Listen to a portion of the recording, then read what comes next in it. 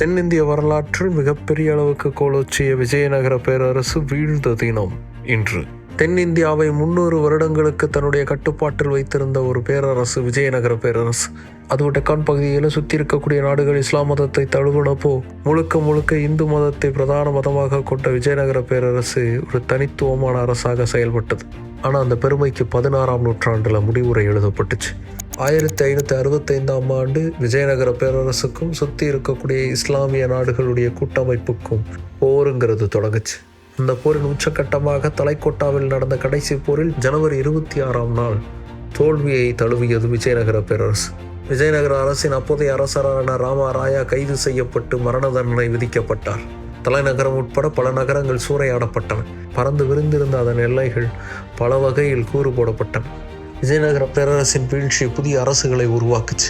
இப்படி உருவானது தான் மதுரையில் அதன் பின் நடந்த நாயக்கர் அரசு. 310 வருடங்கள் தென்னிந்தியாவின் அசைக்க முடியாத பேரரசாக திகழ்ந்து பண்பாட்டிலும் வரலாற்றிலும் மிகப்பெரிய தாக்கத்தை ஏற்படுத்திய விஜயநகர பேரரசு வீழ்ந்த தினம் இன்று.